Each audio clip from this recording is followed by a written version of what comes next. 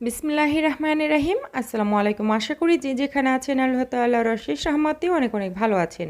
আজকে আপনাদের সাথে শেয়ার করব পানির ভাপে নান রুটি রেসিপি। খুবই সহজ রেসিপিটি। আশা করি রেসিপি আপনাদের কাছে অনেক অনেক ভালো লাগবে।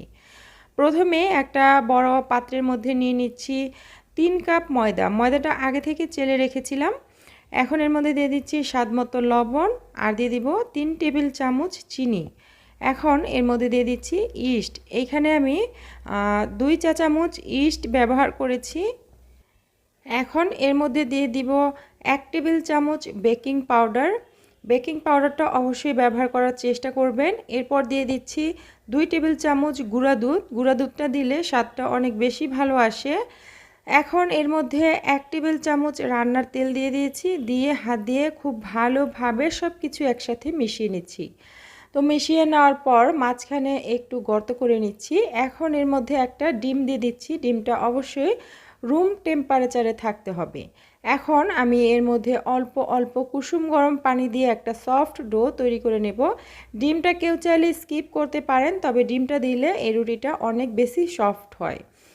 তো এখন আমি এটাকে মেখে নিচ্ছি। এখানে পানিটা একবারে দেওয়া যাবে না, অল্প অল্প করে দিয়ে পানিটাকে তারপরে এই ডোটা তৈরি করতে হবে।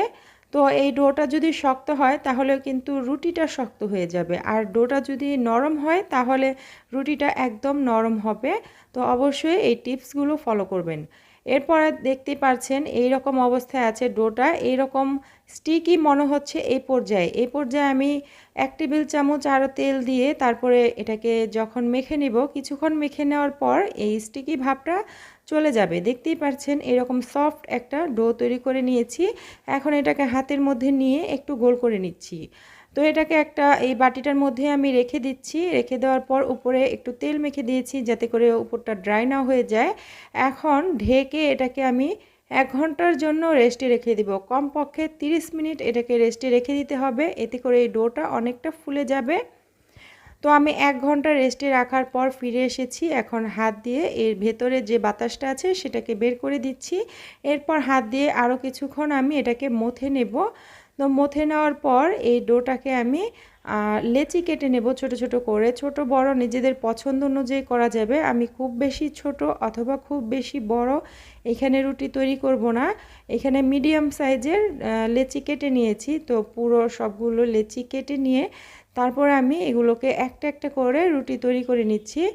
তো কিছুটা ময়দা আমি ছড়িয়ে দিয়েছি প্রথমে, এরপরে একটা লেচি নিয়ে এটাকে একটা মিডিয়াম সাইজের রুটি তৈরি করে নেব।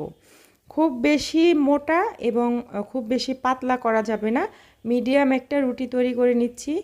তো রুটিটা কিন্তু আমার তৈরি করা হয়ে গেছে, দেখতে পাচ্ছেন। এখন উপরে কিছু ধনিয়া পাতা কুচি দিয়ে দিচ্ছি। এরপর দিয়ে দিচ্ছি সামান্য একটু কালো জিরা। এটা অপশনাল, এই ধনিয়া পাতা কালো জিরা না দিলেও কিন্তু নান রুটিটা হয়, তবে দিলে এটা খেতে ভালো লাগে। এরপর বেলুন দিয়ে একটু বেলে দিচ্ছি যাতে করে এটা বসে থাকে, পড়ে না যায়। এখন আমি চুলায় চলে যাচ্ছি। চুলায় আমি একটা প্যান আগে থেকে গরম করে রেখেছি। এরপর সামান্য একটু পানি দিয়ে দিয়েছি। এখন এর মধ্যে রুটিটাকে দিয়ে দিয়েছি। দিয়ে আমি এটাকে ঢেকে দেব।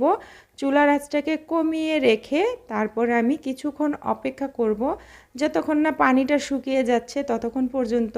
পানিটা যখন শুকিয়ে যাবে রুটিটা কিন্তু অনেকটাই ফুলে গেছে। তো এখন আমি এটাকে উল্টে দিচ্ছি।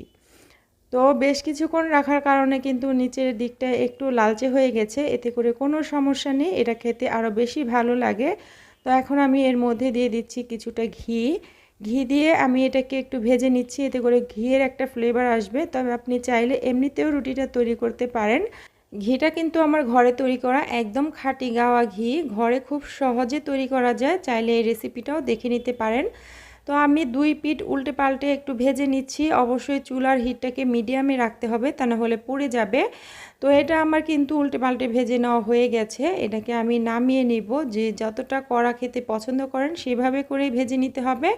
তো আমি এটাকে নামিয়ে নিচ্ছি। এই রুটিটাকে দিয়ে আপনি মুরগির মাংস, গরুর মাংস অথবা গরুর পায়া দিয়ে পরিবেশন করতে পারেন নিজেদের পছন্দ মতো। আমি এটাকে গরুর পায়া দিয়ে পরিবেশন করে নিয়েছি। রুটিটাকে ছিঁড়ে দেখিয়ে দিচ্ছি কতটা সফট হয়েছে। তো আশা করি এই রেসিপিটা আপনাদের কাছে অনেক অনেক ভালো লেগেছে, বাসায় ট্রাই করে দেখবেন। আজকের মতো বিদায় নিয়ে নিচ্ছি। সবাই ভালো থাকবেন, সুস্থ থাকবেন। আল্লাহ হাফিজ।